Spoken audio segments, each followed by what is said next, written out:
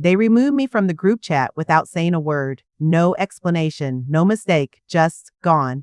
At first, I thought maybe my phone was acting up again. It does that sometimes. So I asked Sarah gently, just in case. She barely looked up. Oh, yeah.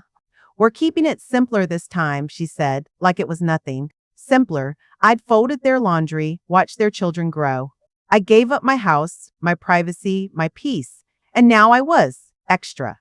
My husband would have been heartbroken. He used to say I held the family together. Now I was a name too long on a list. So I sat on the edge of my bed, phone in hand, staring at a blank screen. No messages, no photos, no itinerary. They didn't want me there. And this time, I wouldn't ask why. I wouldn't chase them, not anymore. I live in the guest room now, even though this was my house long before it became Sarah's kingdom. The furniture's different, brighter, sleeker. Less clutter, she says. But I remember the scuffs on the walls, the nail holes from Michael's old height chart, the spot near the window where our dog used to nap, all gone now.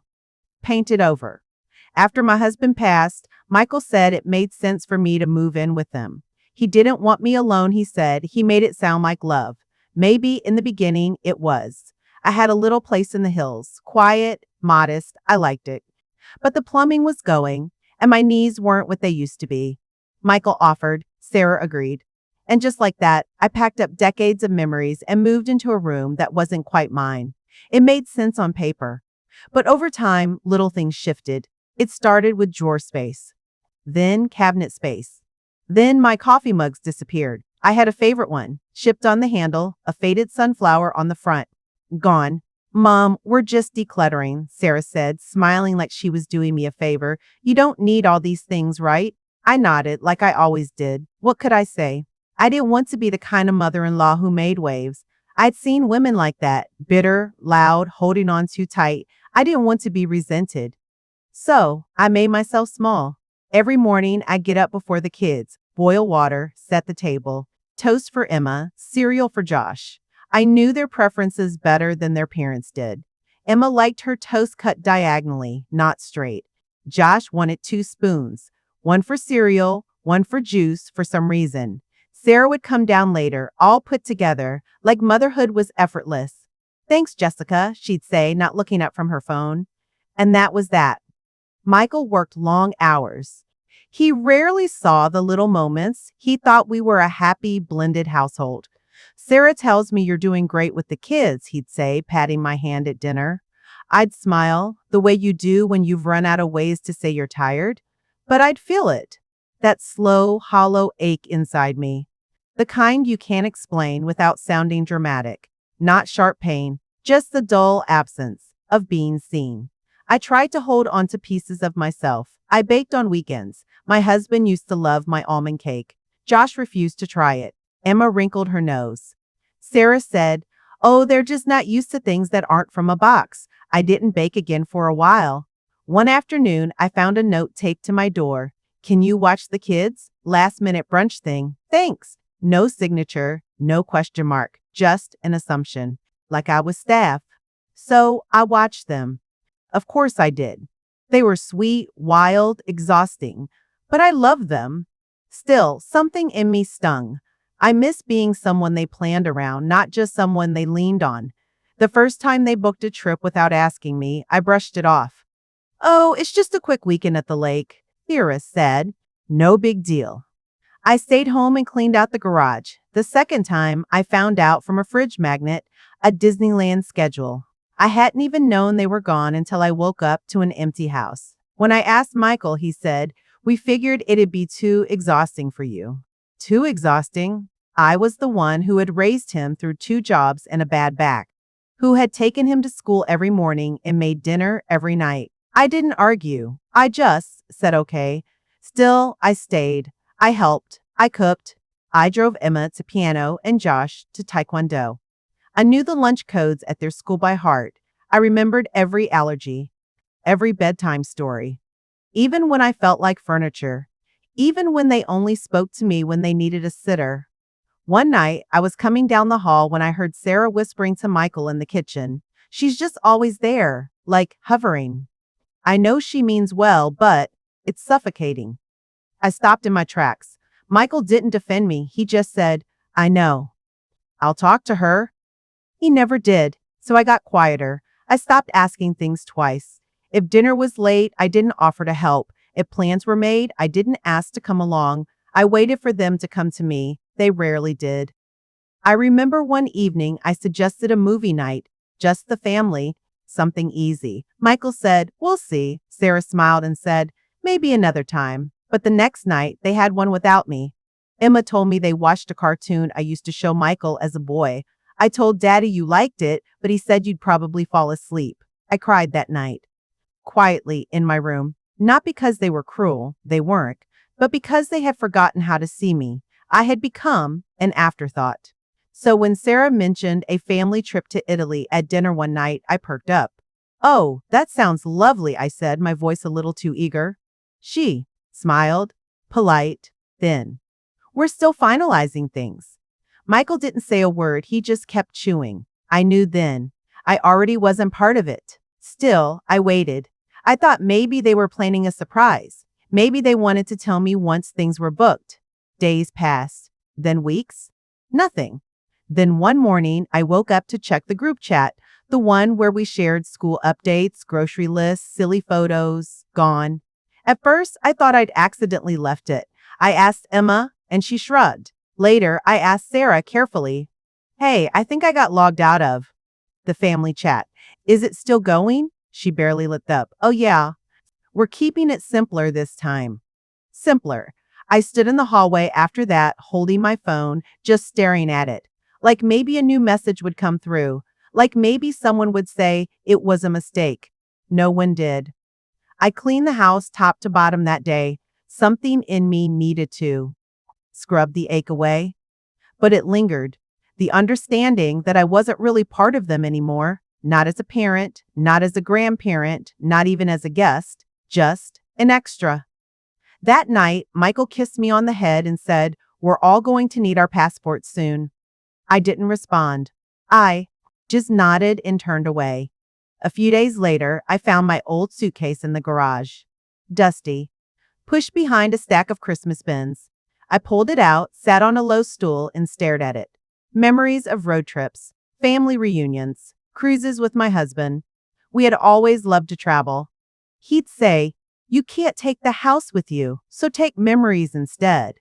Now they were planning memories without me, not even thinking to ask. I sat at the dining table that evening while they talked about weather in Rome, outlet converters, kid-friendly museums. They didn't hush their voices. They didn't pause for my input. I may as well have been invisible. And I realized something.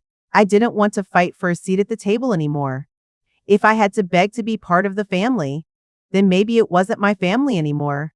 The group chat didn't matter. The trip didn't matter. What hurt was the silence, the assumption, the easy way they left me out, like I'd never really been part of the picture. But I wasn't going to beg. Not this time, not anymore. When I asked Emma, my sweet, bubbly granddaughter, she blinked like I'd just asked why the sky was blue. Oh, Daddy said you weren't coming this time. He said Grandma needs rest. I laughed softly, trying to make it sound casual. Do I seem tired to you, sweetheart? She tilted her head. No, you're always up before us. Exactly. I wasn't tired. I wasn't sick. I just wasn't wanted. That night, I sat on the back porch while they sat around the kitchen table. I could hear them through the window, laughing, comparing hotels, looking at a slideshow Sarah had pulled up on her iPad. Michael was grinning, the kids leaning in, pointing. No one noticed I wasn't there. I was maybe 10 feet away, but I felt 1,000 miles from them. And I thought to myself, this is what erasure feels like. Not loud, not cruel, just silent and certain. A few days later, I went out to the garage for something. I can't even remember what anymore, and I saw it. My suitcase, tucked behind a stack of bins, dusty, almost buried.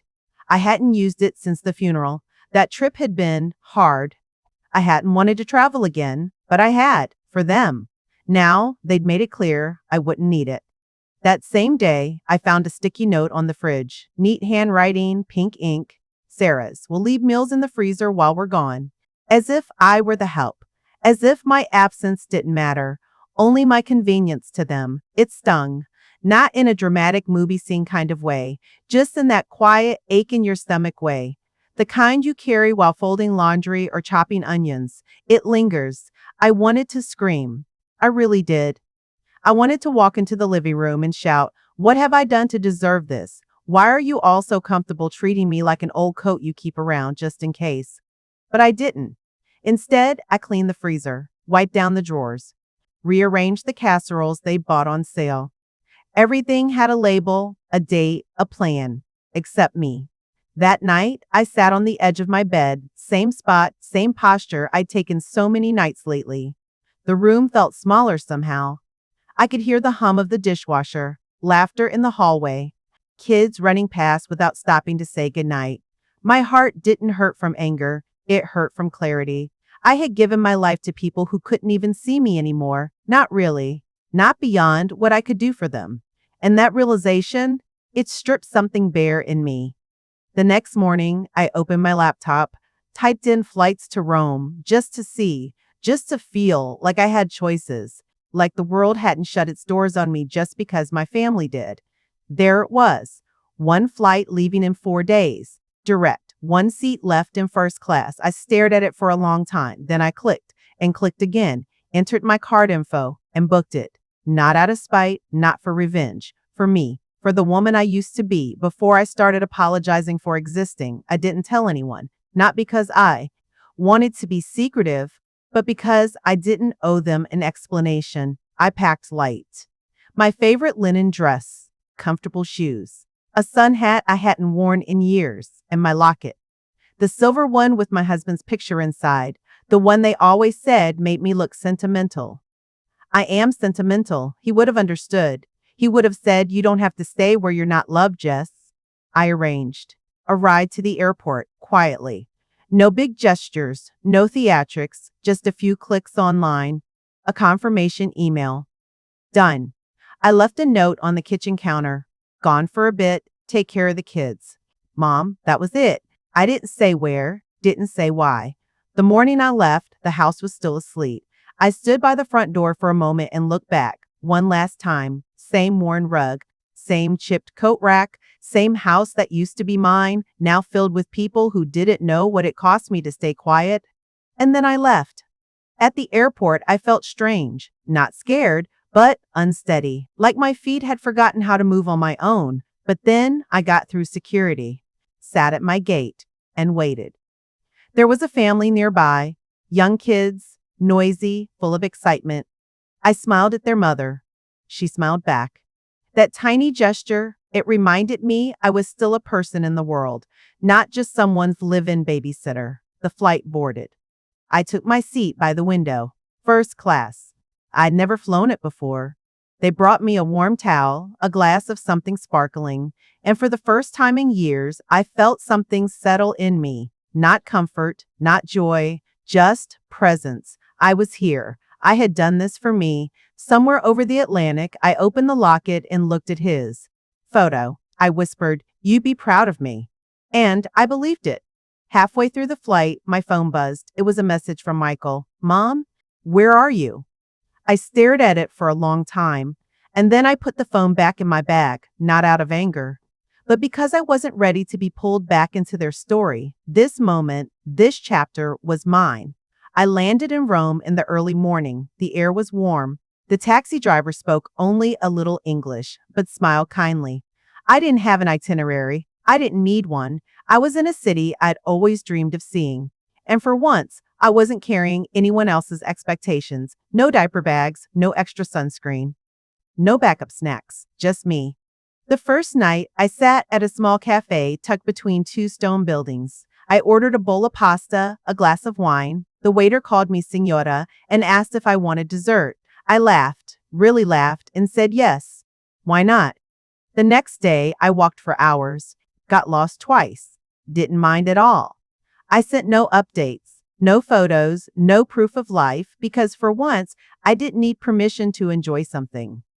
Back at the house, I imagined they were beginning to notice. Maybe they were worried. Maybe they were angry. Maybe they were scrambling. But I wasn't. For the first time in a long time, I wasn't scrambling. I was breathing. By day 3, I stopped checking my phone. The texts kept coming, short ones mostly. Mom, are you okay? Where are you? Why didn't you tell us? But none of them said what I wanted to hear. None said, I'm sorry, we hurt you. You mattered more than we made you feel. So I let them sit unread. On the 4th day, I found a bookstore with worn wooden floors and handwritten signs in Italian. The woman behind the counter offered me tea. Her name was Rosa. She spoke slowly, kindly. We talked for over an hour, mixing languages, laughter, and gestures. She told me she had 3 sons. 2 remember me. 1 forgets, she said, touching her chest. I nodded. I didn't need translation for that. That night, back in my room, I opened a small notebook I'd brought, wrote the words, "You don't need to be invited to be worthy." Then underneath, "You don't need their permission to live your own life." The woman I used to be. The one who waited by doors, who listened for footsteps, who held her breath hoping to be included. She was still in there. But she was quiet now. Not silenced, just resting. Letting someone else lead for once. My trip wasn't about Rome. It wasn't about first class or fancy hotels or proving anything. It was about finally realizing that I'd shrunk so small inside that house, I'd nearly disappeared. And choosing. Not angrily, not loudly.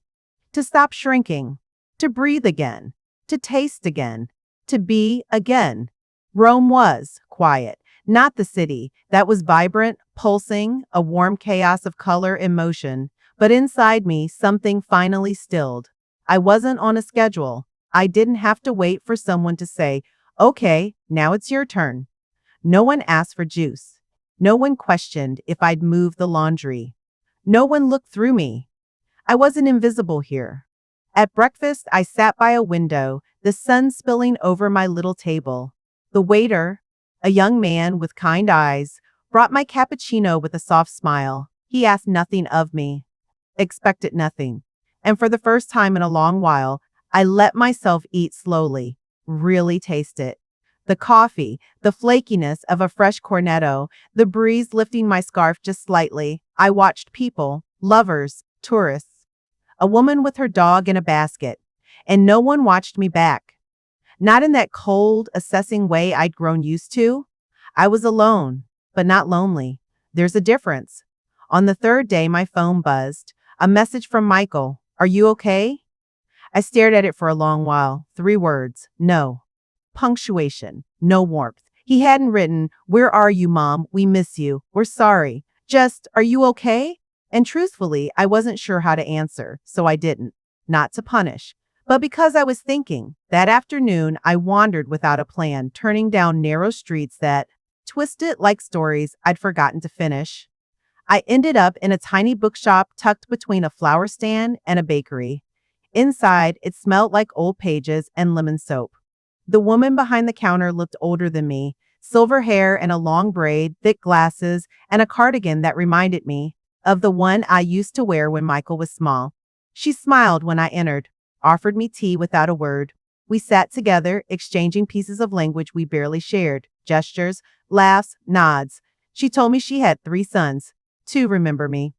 1 forgets, she said, placing her hand over her heart.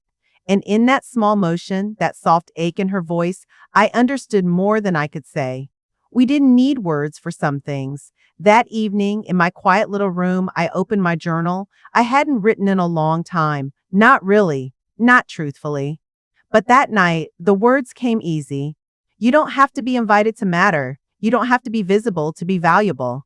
I underlined it twice, because for so long, I'd been chasing visibility, relevance, a seat at their table. And I never stopped to ask if their table was the one I still belonged at. On the 5th day, another message came, this time from Sarah. "Kids are asking where you are. Michael's worried. Please respond." But it didn't say, "We're sorry. We shouldn't have left you out. We love you." Just, "Please respond." As if I were a missing appliance, not a mother, not a person. So again, I didn't answer. Instead, I packed a small bag and took the train to Florence. The Tuscan hills rolled past me like a watercolor painting. I listened to the hum of the tracks, the murmur of soft conversations in Italian, the rhythm of my own breath. Florence was different. From Rome, gentler somehow, quieter. I found a small pension near the Arno, walked the cobblestone paths at sunset, visited a museum, stared too long at a painting of a woman cradling a child, her eyes full of exhaustion and something else, longing maybe. I wondered if the artist had known a mother like me. One afternoon, I watched a grandmother and child share a gelato on the steps of a cathedral. They giggled together.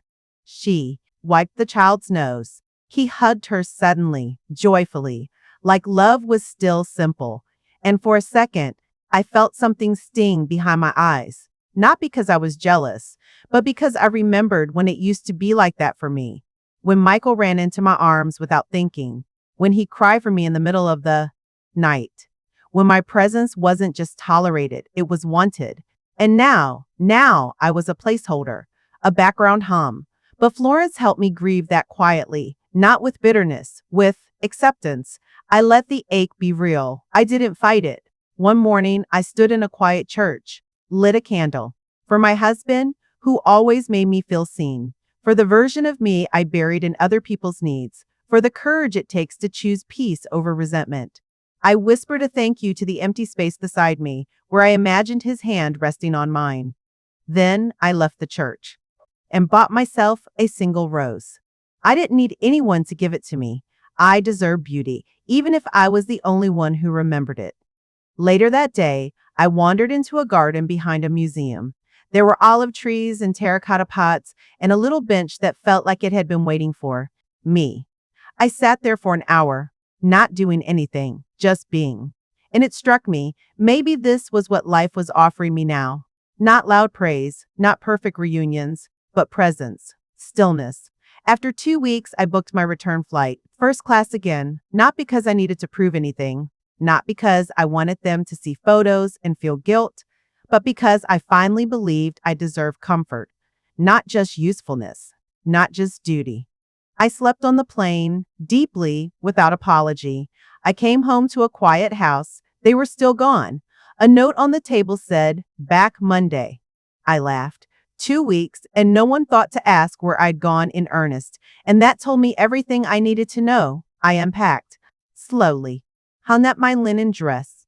Tucked away my journal. Lit a candle in the kitchen. The kind I used to light for guests. But this time, just for me. And I made tea. Not because anyone asked, but because I wanted to sit at the table like I used to. Only now, I was my own company. I didn't cry. I didn't rage. I just exhaled. It felt like coming home to myself. When I walked in, no one was home. The silence was familiar, but it felt different now. Not cold, not empty, just undemanding. The freezer meals I'd left were still stacked neatly, untouched, but the trash hadn't been taken out. And there was a faint smell of something forgotten in the sink. I smiled. Not out of bitterness, just awareness. This was the house I had stepped away from, and now I was stepping back in as someone changed. I unpacked slowly, hung up my linen dress, folded the scarf I'd worn on the train to Florence. I placed my locket, the one with my husband's photo, back in the drawer where it belonged. Then I made myself a cup of chamomile tea and opened my notebook. I didn't rush to text anyone. I didn't check if the group chat had added me back. Just wrote. I thought healing would feel louder, like a triumphant drum. But sometimes it's a soft chair, a cup of tea, a morning where you don't wait for someone to remember you exist. That night, Michael called. I let it ring twice before picking up. His voice was tight. "Mom, where were you? We were so worried." I looked out the window. The sky was turning that soft evening blue I loved so much. "I was in Italy," I said simply. Silence. He didn't expect that. Not because it was shocking, but because I'd never done something like that before. I could almost hear his thoughts scrambling, trying to make sense of it. I needed some space, I added gently, and I needed to remember who I was before I became background noise. Another pause. He didn't argue. He didn't apologize either. And strangely, I didn't need him to. I wasn't trying to win. I wasn't trying to hurt him. I just wanted truth between us. even if it sat uncomfortably for a while. The next day, Sarah brought the kids over. Emma ran straight into my arms, tight and warm, like no time had passed. Josh, a little slower, handed me a crumpled drawing of a garden with a tiny airplane in the corner. "That's you in the sky," he said proudly. My heart clenched, gently, but not painfully. Sarah hovered near the door. She looked different, guarded. Maybe she expected a confrontation. A cold silence. A reckoning. But I had no appetite for any of that. She asked quietly, "Are you okay?" I nodded. "I'm fine." And I meant it. Not the version of fine we say when we're masking disappointment, but the kind that comes from knowing you've made peace with yourself, even if others haven't caught up. I didn't ask where they'd gone. I didn't ask why I'd been removed from the chat, not because it didn't matter, but because it mattered differently now. Sarah offered a thin smile. I offered her tea. We sat in the living room, the children coloring on the floor, and talked about the school year, groceries, the neighbor's new puppy. Nothing too deep, nothing too sharp. And that was fine too. In the weeks that followed, I didn't reach out much, but I didn't disappear either. I found a new rhythm. I still helped with the kids when asked, but I stopped waiting by the door at 30:15, wondering if they'd swing by unannounced. I stopped baking in advance just in case. Stopped checking the group chat every evening like a student waiting for grades. Eventually, they added me back. But by then, I didn't need it anymore. I realized something important in Italy. Inclusion isn't a gift someone hands you out of generosity. It's a right you claim with your presence. And sometimes, when people forget that you matter, the answer isn't louder reminders, it's distance, the kind that lets you recalibrate your own worth. I joined a reading club at the library. The women there weren't glamorous or flashy. They were sharp, witty, full of life. We discussed novels and poems and occasionally complained about aching knees or unreliable plumbing. It was lovely. I started walking in the mornings with a neighbor named Pauline. She was widowed too and had a dog named Birdie who sniffed everything with the curiosity of a child. We didn't always talk. Sometimes we just shared space and the sound of our shoes on pavement, but it reminded me that connection doesn't always come from family. Sometimes it's built slowly with strangers who become companions. I made a new rule for myself. If I have to ask to be included, I won't go. It wasn't bitterness, it was clarity. I would go where I was wanted, not just needed, and if I wasn't asked, I wouldn't beg. I wouldn't push. I'd fill that time with something else. A museum exhibit, a phone call with an old friend, a long nap with the sun falling through the window. My days weren't packed, but they were mine. A few weeks later, Michael invited me to dinner. Just him. No Sarah. No kids. I wore my pale blue blouse and a silver pin my husband had once given me, just because. When I walked into the restaurant, he stood up awkwardly. "Mom," he said, like he wasn't sure what came next. I smiled. "Hi, we ordered, we talked." Mostly about safe things, work, the kids, taxes. But toward the end of the meal, he cleared his throat. "I didn't realize how much we'd stopped seeing you," he said. I nodded. That's the thing about being taken for granted. It's invisible. Until it's not. He looked down. "I didn't mean for that to happen." "I know," I said gently, "but it did." He was quiet for a long while. Then he asked, "Did you have a good time?" And I felt something shift. He meant it. "Yes," I said, "it was beautiful and necessary." He smiled. "I'm glad."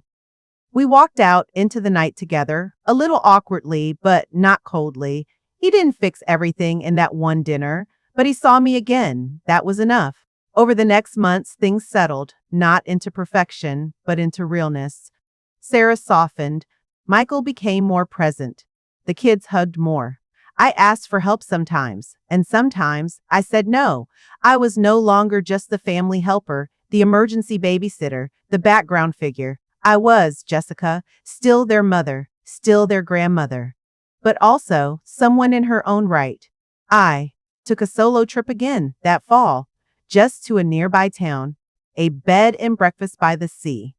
I watched the waves roll in, read a whole book in a day, and wore thick socks without shame. On my last night there, I wrote one last line in my journal. You don't have to disappear to be polite. You don't have to shrink to stay loved. You can leave the group chat and still belong to yourself. And when I came home, they were waiting for me. Emma ran into my arms. Josh tugged at my bag, asking what I brought him. Sarah smiled, a little nervously, but it held. And Michael said, "Welcome home, Mom." I smiled, because this time I knew exactly where home was. Not just this house, not just these people, but this feeling of peace, of balance, of being seen first by myself.